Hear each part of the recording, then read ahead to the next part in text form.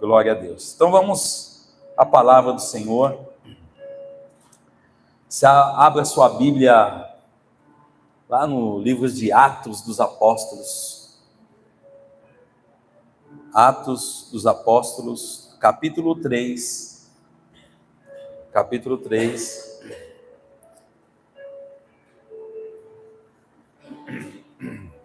A partir do versículo 1.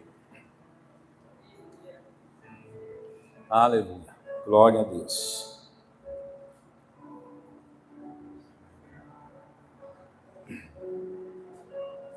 Amém? Diz assim a palavra do Senhor. Atos, capítulo 3, a partir do versículo 1, livro escrito por Lucas. Certo dia, Pedro e João estavam subindo ao templo na hora da oração, às 3 horas da tarde.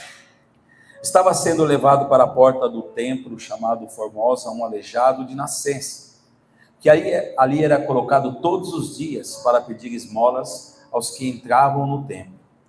Vendo que Pedro e João iam entrar no pátio do templo, pediu-lhes esmola. Pedro e João olharam bem para ele, e então Pedro disse: olhe para nós.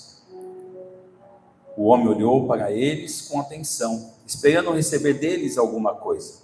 Disse Pedro: não tenho prata nem ouro, mas o que tenho, isto lhe dou. Em nome de Jesus Cristo, o Nazareno, ande. Segurando pela mão direita, ajudou-o a levantar-se, e imediatamente os pés e os tornozelos do homem ficaram firmes. E de um salto pôs em pé e começou a andar. Depois entrou com eles no pátio do templo, andando, saltando e louvando a Deus. Quando todo o povo o viu andando e louvando a Deus, reconheceu que era ele o mesmo homem que costumava mendigar, sentado à porta do templo chamada Formosa. Todos ficaram perplexos e muito admirados com o que lhe tinha acontecido. Amém? Só até aí. Logo no início do livro de Atos, Lucas relata esse acontecido, e ali a gente pode ver claramente Pedro e João, cheios do Espírito Santo, num ato de costume deles, que eles costumavam ir 3 vezes ao templo no dia, para orar ao Senhor.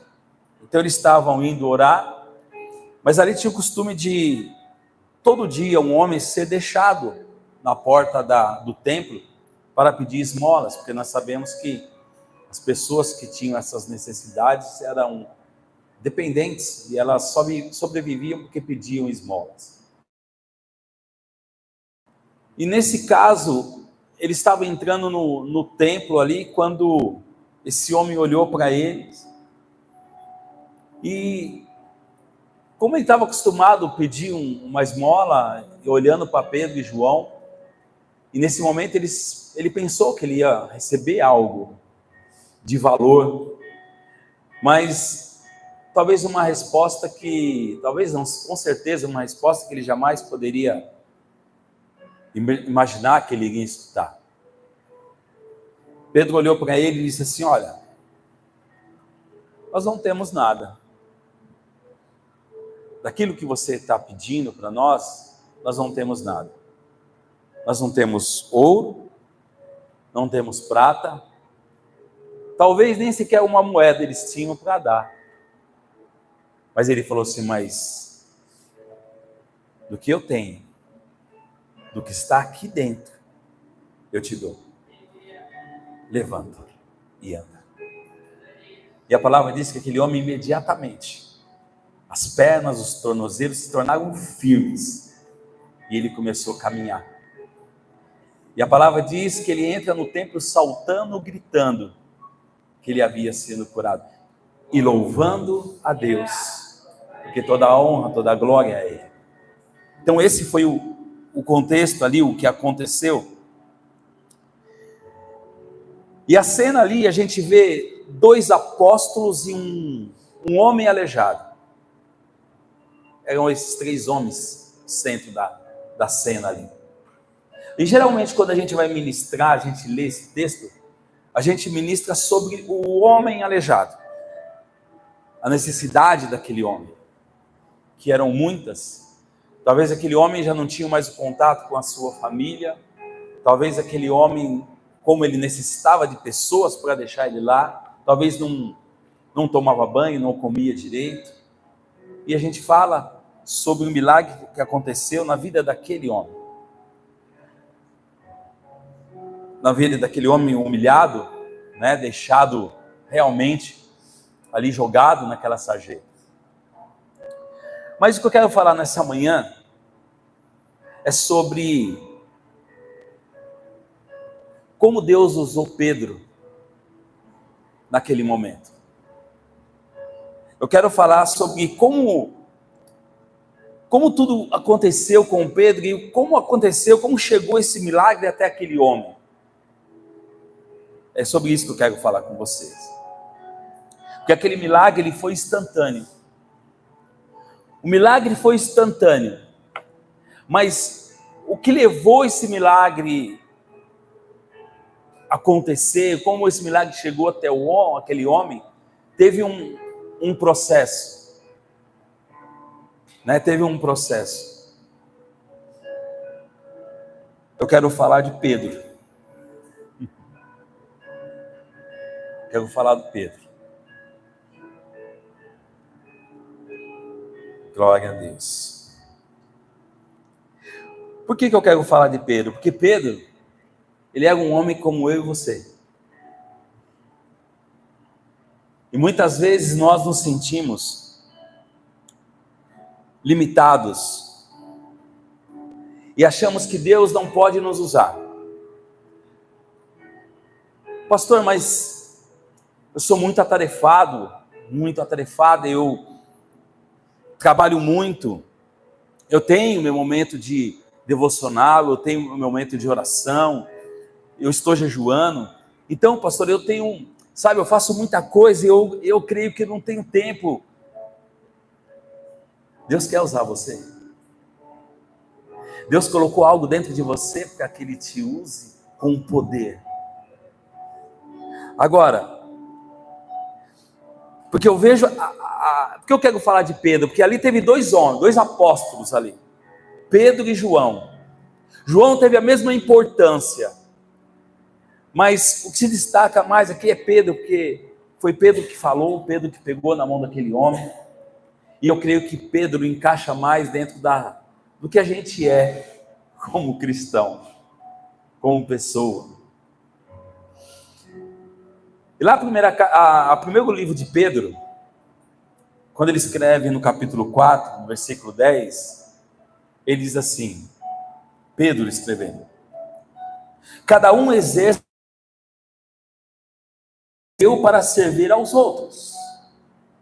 Então Pedro está afirmando aqui que todos nós recebemos um dom, e nós temos que reconhecer isso para servir melhor os outros. E ele continua, administrando fielmente a graça de Deus em suas múltiplas formas. Veja que Pedro aqui, quando ele escreve, ele já é um homem seguro, certo do seu chamado. Ele já passou por tantas coisas, que ele escrevendo aqui, a gente reconhece pela sua fala, que ele já era um homem seguro, certo do seu chamado. Mas não foi fácil chegar até esse ponto. Ele teve uma trajetória. Então, do momento que nós somos chamados, e aí veja que eu estou colocando todos nós, sem exceção, do momento que nós somos chamados, nós temos uma trajetória. Nós iniciamos ali uma trajetória diante de Deus. E essa trajetória aqui começa lá em Mateus capítulo 4, no versículo 18 e 19. Quando ele estava andando ali à beira do mar, pescando, que era a atividade de Pedro, junto com seu irmão André, e eles estavam lançando a rede ali sobre o mar, né, porque eles eram pescadores. O Senhor disse para eles: sigam-me, e eu farei de vocês, não pescadores de peixes, mas pescadores de homens. Esse chamado é o chamado que todos nós temos: pescadores de homens. Porque o Senhor não iria colocar algo dentro de nós para simplesmente nos satisfazer. Porque a palavra é muito clara: nós somos servos, e os servos atendem ao pedido do seu Senhor. Então, Pedro foi chamado para ser usado, para que Pedro fosse usado. E aí, quando eu falar Pedro, você coloque o seu nome no lugar de Pedro. Para que Pedro fosse usado e chegasse a esse ponto de escrever esse texto que nós lemos, do capítulo 4 da carta dele. Primeiro, Pedro teve que aceitar o seu chamado. Pedro, ele teve que renunciar a muitas coisas. Veja que em primeira mão o que ele faz, ele já renuncia o seu trabalho. Não estou pedindo para ninguém amanhã renunciar ao seu trabalho. Por isso que eu falo, eu amo pregar para vocês que é uma igreja inteligente. Então Pedro aqui, o que ele faz? Primeira coisa, ele deixa tudo. Pedro era um empresário, tá? O barco era dele, da família dele. Ele deixa tudo e começa a seguir o mestre. Então, primeira coisa, ele deixou. Segunda coisa, ele renunciou muita coisa. Ele atendeu o chamado, renunciou e ele aceitou ser transformado. Acho que é o maior detalhe, né, pastor? Se deixar ser transformado. Sabe que tem pessoas que já têm 10, 20, 30 anos no Evangelho e ainda não permitiu Deus deixar ele ser transformado 100%. Aceitar o chamado, renunciar e aceitar o processo. 3 fases na vida de Pedro que levou a ele olhar para aquele homem e dizer: não tenho ouro nem prata, mas o que eu tenho aqui dentro eu te dou, levanta e anda. Vocês estão entendendo onde a gente pode chegar? Talvez eu poderia parar de pregar aqui agora, a gente orar e ir embora e você meditar, porque você tem que entender esse processo na sua vida. E às vezes a gente chega diante de Deus e fala: Senhor, por que não acontece? E o Senhor fala assim: é porque você não aceitou o processo. É porque você reluta em aceitar o processo. Mas eu quero falar para a pessoa, mas eu não consigo. Aceita o processo.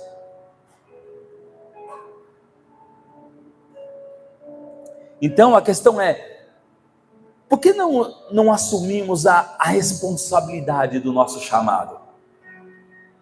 Por que nós escondemos tanto?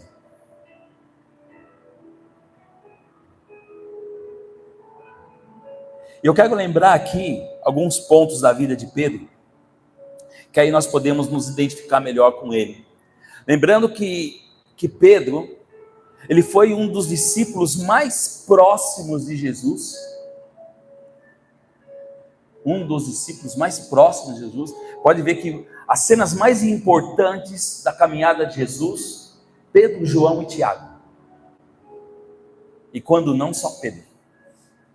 Tanto é que quando Maria chega e vê, vai no túmulo, o túmulo está vazio. Aí quando Jesus se apresenta para ela, Jesus fala assim: ó, vai e fala para Pedro que eu terei um encontro com ele. Então Pedro era um dos discípulos mais próximos de Jesus. E um dos apóstolos mais influentes no início do cristianismo. Estamos falando de um homem inconstante. falando de um homem bruto, e um homem de um temperamento difícil de lidar, falando de um homem que teve experiências tremendas diante do Senhor Jesus, tremendas, mas ao mesmo tempo que ele tinha uma experiência tremenda aqui, ele virava as costas e demonstrava numa outra atitude uma falta de uma imaturidade de fé. Se identifica aí com alguma coisa? Ao mesmo tempo a gente glorifica e ao mesmo tempo a gente murmura. Ao mesmo tempo a gente sai aqui crendo em Deus e amanhã será que vai dar?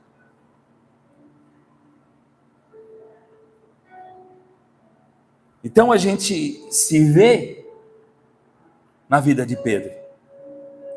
Então ao mesmo tempo a gente experimenta e ao mesmo tempo a gente murmura. Ao mesmo tempo a gente está cheio de fé, no dia seguinte a gente está inseguro na nossa fé. Nós somos assim. O alívio para você é que todos somos iguais. Que se fosse só eu, né? Mas a misericórdia, a graça, Deus é um Deus de oportunidade todos os dias. A oportunidade é dada quando a gente abre os olhos de manhã, você fala assim: o Senhor me deu mais um dia de vida. Então Ele está te dando mais uma oportunidade de você se parecer mais ainda com Ele, de você chegar mais perto dEle, de você querer ter o desejo de ouvir mais a voz dEle. E assim Ele vai trabalhando nas nossas vidas. E aqui deixa eu pontuar alguns momentos da vida de Pedro. Falamos, primeira coisa, ele teve um chamado. Pedro andou pelas águas, ele tentou andar pelas águas, ele caminhou pelas águas. Mas ao mesmo tempo, a fé dele foi embora, e ele teve medo. Ele começou a afundar. E Jesus o socorreu. Pedro, ele confessou, ele fez a sua confissão de fé, quando Jesus pergunta aos discípulos: e aí, o que eles dizem aí quem eu sou? E eles falam, e Jesus fala assim: e vocês? E Pedro: você é o filho do Deus vivo. Olha a resposta de Pedro. Lá em Mateus capítulo 16, depois do versículo 20, você vai ver que no mesmo diálogo que Pedro fala, e Deus fala assim, Jesus fala para ele assim: o que você falou foi revelado pelo Pai, não foi de você. Mas algumas palavras depois, Jesus estava falando para ele assim: para trás de mim, Satanás. Porque Jesus fala assim, que é necessário que ele morresse. E Pedro falou assim: não, ninguém vai te matar. Veja que a atitude de Pedro aqui, era necessário que Jesus morresse na cruz para que eu e você fôssemos salvos. Mas Pedro aqui, pela ação, né, espiritual do inimigo, Pedro estava tentando tirar Jesus da cruz. Então Jesus, para trás de mim. Então, Pedro anda nas águas. Ele faz a sua confissão de fé, depois ele é repreendido por Jesus. Você está vendo como a gente vai se encaixando certinho aqui? Né? Você faz algo, parece que Deus olha para você e fala assim: esse é meu menino. Mas logo em seguida Deus já está nos repreendendo. Né? Nós somos volúveis. Pedro, junto com João e Tiago, foi o que viu a transfiguração de Jesus. O Senhor subindo aos céus. Pedro, ele viu essa cena e contemplou essa cena. Pedro, depois, ele faz a promessa de não abandonar Jesus. Lá em Lucas 22, 31 a 34, ele promete não abandonar Jesus, mas Jesus prevê que ele o negaria 3 vezes. Pedro batia no peito, falou assim: ninguém vai matar o Senhor, encostar o dedo, e se tiver que morrer, eu morro junto. Mas depois negou Jesus 3 vezes. Esse é o homem que curou aquele aleijado. Esse é o homem que curou o aleijado. Vamos mais? Um pouquinho? Pedro, no Getsemane, cortou a orelha de Malco. Jesus já tinha falado, é necessário, eles vão vir, vão me prender. E quando o soldado chega, Pedro é o primeiro, ele arranca a espada e corta a orelha de Malco. Jesus o repreende: não faça isso. Se eu quisesse, meu pai enviaria uma legião e acabaria com tudo isso. Aí Jesus teve que consertar o erro dele. Jesus foi lá, pegou a orelha de Malco e curou, colocou de novo no lugar. Pedro.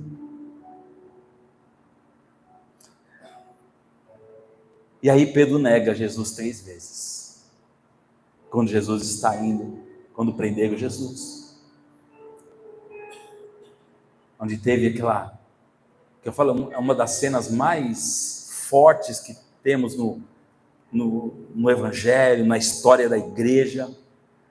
O momento mais forte que teve foi justamente quando Pedro nega Jesus, e Jesus está passando ao longe, e Pedro olha para Jesus, Jesus para e olha para Pedro. Esse olhar, meu irmão e irmã, quando você estiver fazendo algo errado, Jesus olhar para você. Quem é do tempo aqui que só olhar do pai ou da mãe era pior do que uma chinelada? Você imagina o olhar de Jesus. Mas o que me leva assim, pastor, veja, isso nos leva a um constrangimento muito grande. Porque se você fizer uma coisa errada para uma pessoa, o olhar dessa pessoa, ela vai te fulminar. Mas o olhar de Jesus te constrange. O olhar de Jesus te constrange. E Pedro passou por esse constrangimento.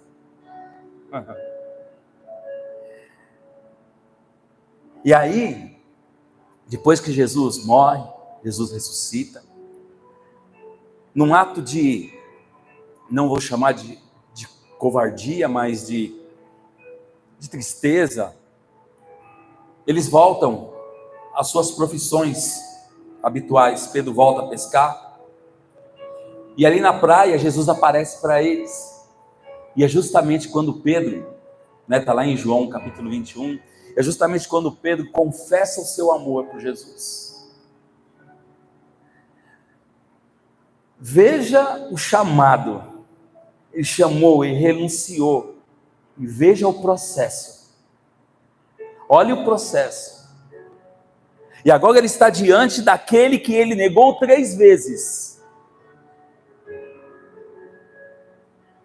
E Jesus pergunta para ele: Pedro, você me ama?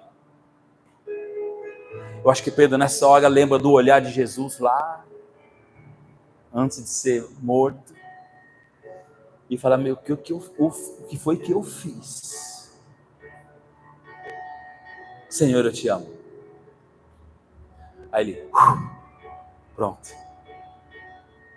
E Jesus novamente: Pedro, você me ama?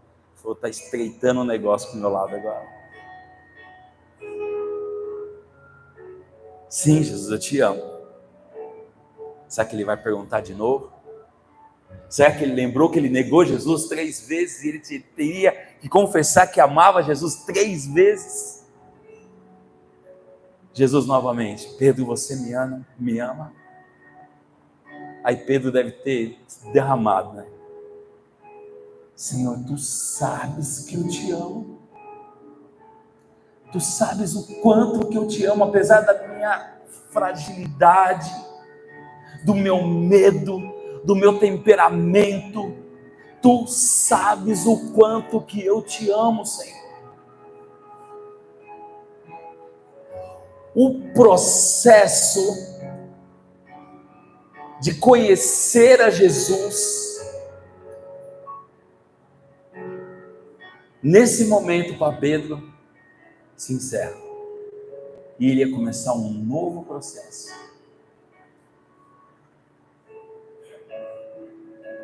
Veja que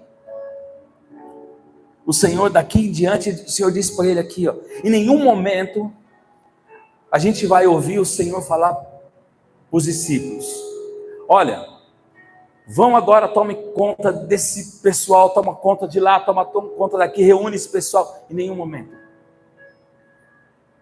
Mas a partir de agora, que Pedro passa por esse processo, o Senhor diz para ele: vá e apacenta as minhas ovelhas.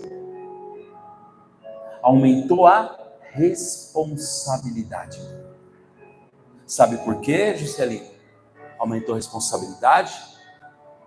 Porque agora o Senhor olhou para Pedro e falou assim: agora eu posso confiar em você. Agora eu posso confiar em você. Porque agora, Pedro, depois desse processo, agora eu sei que você não vai me negar mais. E isso foi tão certo que Pedro, quando mataram Pedro, Pedro foi morto, crucificado na cruz que nem Jesus. Mas Pedro, na sua posição de servo e de amor, um amor sobrenatural a respeito de Jesus, ele fala assim: peraí, vocês vão me matar crucificado? Mas faz o seguinte, inverte a minha cruz, me crucifica de ponta cabeça, porque nem na morte eu sou como ele. Eu sou inferior a ele. Ele é tudo. Ele é tudo. Jesus é tudo. É desse homem. E aí depois desse acontecimento, ele continua, ele vai. Agora Pedro, ele realiza milagres. A ponto das pessoas falarem assim: ó, Pedro vai passar aqui, coloca os enfermos na rua, e quem sabe a sombra dele cura. Meu Deus! Mas não era esse homem que era inconstante? Não era esse homem que era volúvel na sua fé? Mas quando nós aceitamos o processo, nós somos transformados completamente.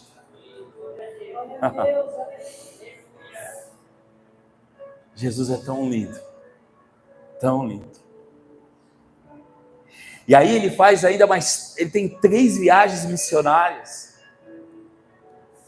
Pedro agora, ele ressuscita Dorca. Dorca era uma mulher muito importante para uma comunidade, e quando Pedro chega, ela tinha morrido, mas ele vai e ora por Dorcas, ela ressuscita.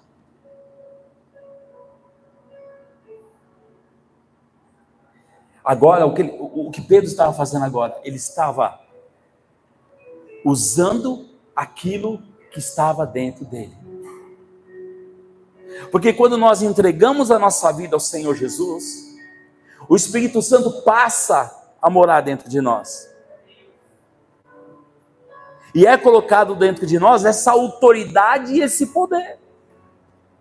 Só que, no momento que a gente é volúvel da nossa fé, na nossa posição, e nós aceitamos a transformação, o propósito, nós não conseguimos colocar isso para fora. Mas agora, veja o que Pedro estava fazendo. Então, lá em Atos capítulo 12, você vai ver que agora, pela sua atitude, que ele era o espelho de Jesus, ele estava preso agora. Ele estava preso. Em Atos capítulo 12. Mas a igreja estava o quê? Será que a igreja só estava orando? A igreja também estava? Então vamos lá. A igreja estava orando e Pedro estava onde? Na prisão. E o que acontece?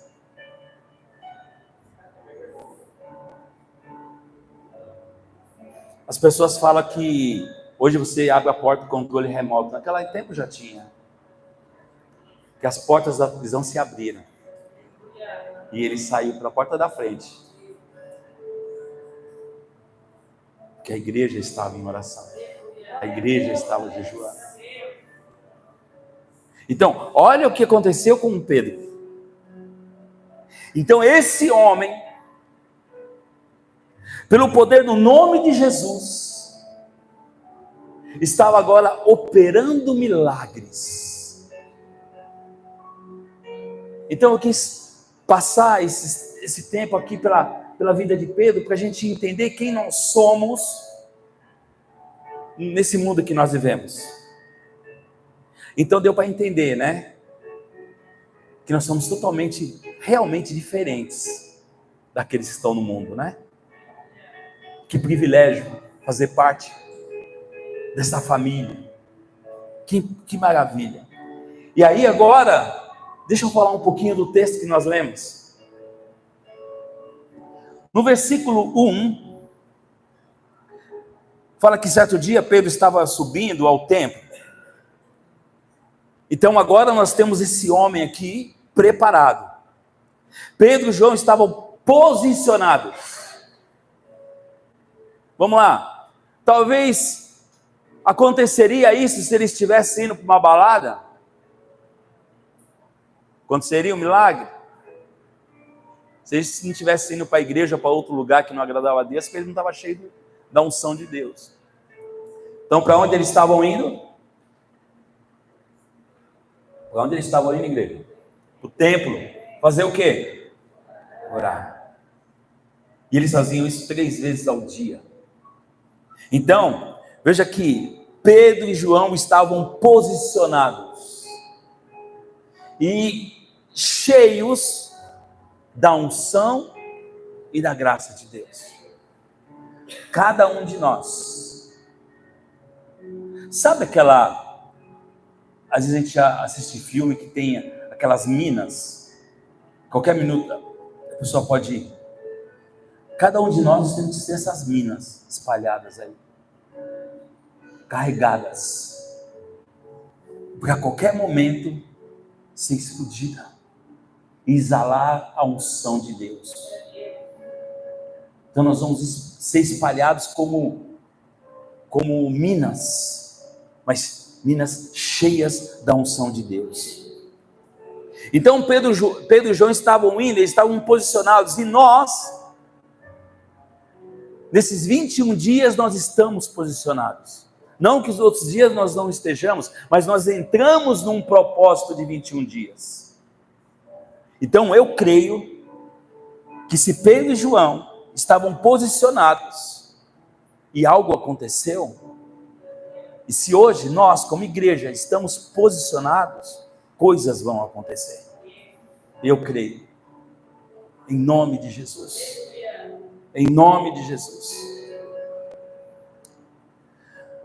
No versículo 3 e no versículo 4, vendo Pedro que João iam entrar no pátio, aquele homem pediu esmolas. Ok. Aí eu anotei aqui, ó. Aqui a gente vê claramente, na vida de Pedro e de João, a ação do Espírito Santo. E assim, tem que acontecer comigo e com você.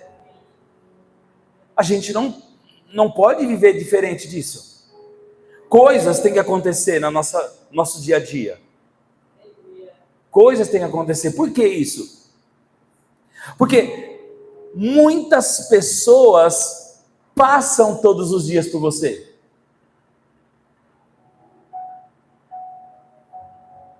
E eu costumo dizer assim, em Cristo Jesus, nós sempre estaremos no lugar certo, na hora certa, para abençoar a pessoa que o Senhor vai colocar na nossa frente. Eu nunca vejo coincidência, viu, Fabiano? Nós estaremos sempre no lugar certo, na hora certa, para atender a pessoa que o Senhor Jesus vai colocar diante de nós. E Ele vai fazer isso porque você tem algo dentro de você para entregar para essa pessoa. Cada um de nós, aonde o Senhor te colocou. Talvez você pode estar pensando assim agora, pensando no seu trabalho, ou pensando na sua família, ou pensando no local que você estuda, mas é exatamente aí onde você está pensando que Deus vai te usar. É nesse lugar que tem que estourar essa mina. É esse lugar certo, é nessa hora certa, para as pessoas que estão diante de você que o Senhor te chamou. Pedro teve um chamado para fazer tudo isso que nós lemos, e é igual o contexto do texto que nós lemos aqui. Mas essa é a história de Pedro.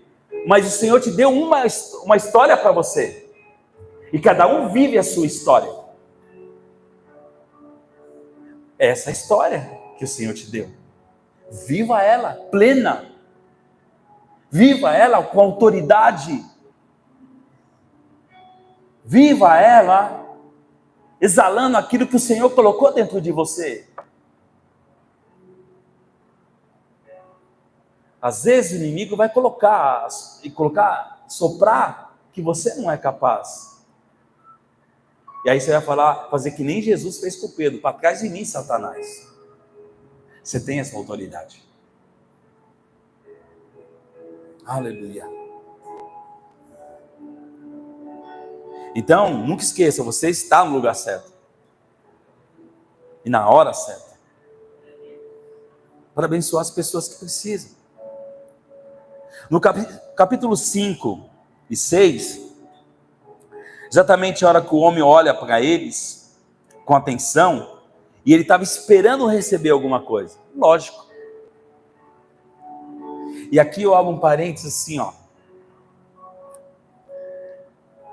A pessoa olha para você e ela espera algo de você. Aí você vai falar para ela assim, eu tenho uma coisa melhor para você.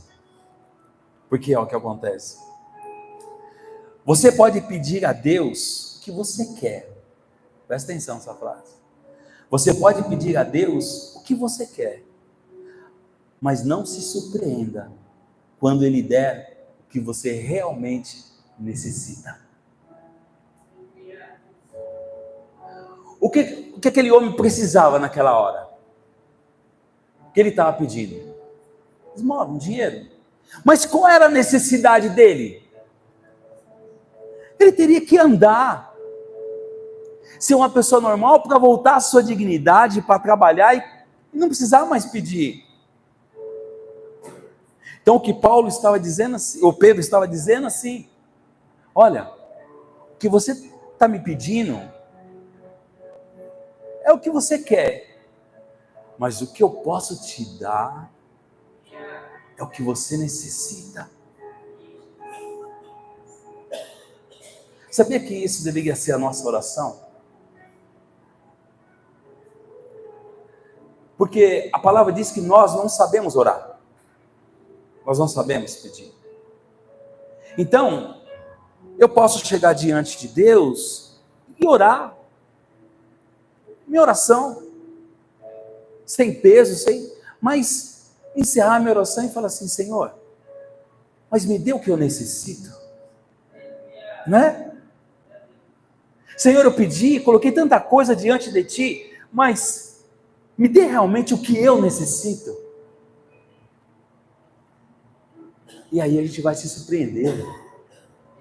Sabe por quê? Porque às vezes a gente nem sabe o que a gente precisa, o que a gente necessita. Não é? E aí veja que Pedro aqui, ele vai tocando na vida daquele homem, e eu vejo assim, que todos os milagres de Jesus, ele não fica só naquele ponto, né? Parece que no momento que o Senhor determina, que não somos nós que determinamos, tá? É Deus que determina. No momento que Deus determina a fazer algo na vida daquela pessoa, porque do momento que você chega, no momento do seu olhar, aquela pessoa já começa a ser tratada. Ela começa a ser curada. Né? Então, o extraordinário do Evangelho é quando nós aprendemos a dar sem esperar nada em troca. O segredo de tudo isso é você dar sem esperar nada em troca. Vocês acham que Pedro, quando acontecia algo assim, ele ficava, deixa eu ver o que Deus vai fazer comigo agora? Não. É a satisfação de servir aquele que me criou e aquele que me salvou. Simplesmente isso. É a satisfação de obedecer aquele que me criou e me salvou. Simplesmente assim. Por isso que essa maturidade que o Senhor pede para que a gente tenha como igreja, que nos leva a coisas inexplicáveis. Essa maturidade. E aí isso devia ser corriqueiro. A gente devia chegar aqui no domingo, ter 4, 5, 6 testemunhos. E quando Deus te usar, pastor, eu preciso dar esse testemunho. Eu preciso. Chegue no começo do culto, fale com os diáconos. Olha, eu preciso dar esse testemunho. Não pregar, dar o testemunho. Testemunho é até rápido, né, pastor? Às vezes a pessoa vai dar testemunho para ficar pregando, né? Dá testemunho. Só brincadeira. Mas é isso. Porque às vezes Deus faz tantas coisas na nossa vida, e aquilo que Deus faz na nossa vida é edificante na vida de outras pessoas. O testemunho que eu contei da irmã Niara não é edificante? Não edificou você a continuar perseverando, orando, jejuando, porque Deus faz? É assim. E no versículo 6, disse Pedro: não tenho prata nem ouro, mas o que eu tenho, isto lhe dou. Em nome de Jesus o Nazareno, ande. Nome de Jesus significa, quando a gente fala assim, em nome de Jesus, nós estamos falando pela autoridade que há no nome de Jesus. E nós temos que reconhecer os discípulos, os apóstolos, nenhum deles operaram o milagre pelo poder deles, mas pelo poder do sangue de Jesus. E esse sangue tem poder sim, e você pode dizer. Porque se fosse no meu nome, nada aconteceria. Nada. Você pode pegar o melhor teólogo que existe no planeta, pelo nome dele nada acontece, mas pelo nome de Jesus, tudo é possível ao que crê. Tudo. Então, nós carregamos em nós aqui, você tem dentro de você aí, algo que o mundo carece, algo que o mundo precisa, mais valioso do que todo o tesouro do mundo, está dentro de você. Por isso que nós temos que ser vasos de honra e não de desonra. Porque é colocado aqui, ó, algo que o mundo não tem e que o mundo precisa. Então, a partir de hoje, você vai começar a repartir aquilo que você tem dentro de você. Não tenha medo. A minha oração é para que o Senhor tire todo o medo, toda a timidez de você. E que você abra sua boca com muito amor. E que as pessoas sejam alcançadas, curadas, através da sua oração, do seu posicionamento diante de Deus. Então, no versículo 7, então Pedro, segurando ele pela mão, ele levanta imediatamente, as pernas se fixaram. Então, o que carregamos dentro de nós tem poder para levantar pessoas caídas. E não estamos falando aqui somente de cura física, mas emocional, sentimental, espiritual. Porque o que nós carregamos dentro de nós tem esse poder de levantar pessoas que estão caídas. E eu creio que tem muitas ao seu redor. Muitas. E veja que ele termina aqui falando que o homem entrou louvando e muitas pessoas creram. Então o que nós carregamos aqui também tem poder de fazer com que pessoas que estão perto de você blasfemam contra Deus. Você há pouco tempo vê ela glorificando a Deus.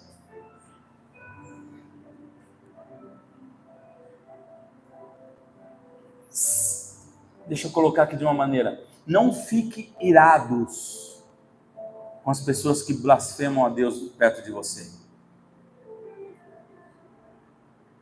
Você pode ficar inconformado, não irado.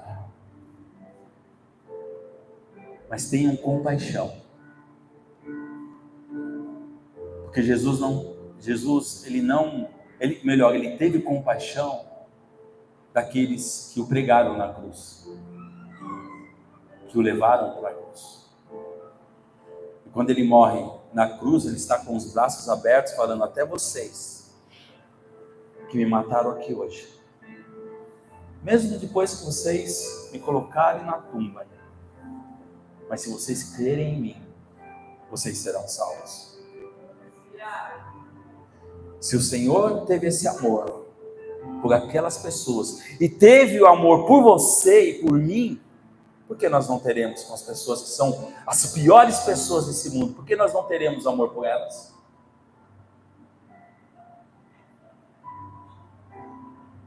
Imagem e semelhança daquele que nos criou e nos salvou. Exala o amor de Deus. E eu vou concluir essa palavra. Aí quando eu estava colocando que assim, você vai fazendo a palavra e depois em casa você vai dando glória, né? Você exalta um pouquinho em casa, você vai dando glória. Aí escrevi, nós cristãos, né, às vezes nós usamos uma expressão, né, assim, ó, deixa Deus te usar, vaso. Não usamos assim? Você já ouviu tanto essa expressão, deixa Deus te usar, vaso. É realmente isso que falta. Deixa Deus te usar como Ele quer. E o vaso? Deixa Deus te encher da presença dEle. Oh, meu Deus. E aí realmente dar lugar para que Deus quer fazer através de você. Deixa Deus te usar. Deixa Deus falar através de você. Deixa Deus agir através de você. Porque a frase que eu falei no início, aquilo que você precisa está aí dentro. Só falta você deixar fluir. Deixar fluir. Aí você pode dizer assim também: vem Espírito Santo, flui diante de mim. Vem Espírito Santo, flui.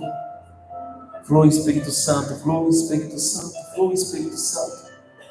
Aleluia, aleluia. Você pode ficar em pé no seu lugar. Vem Espírito Santo, vem fluir. Vem Espírito Santo, vem Espírito Santo. Aleluia. Aleluia. Que você saia daqui. Aleluia. E você possa olhar para as pessoas com os mesmos olhares que Pedro e João olhou para aquele homem. Um olhar de misericórdia.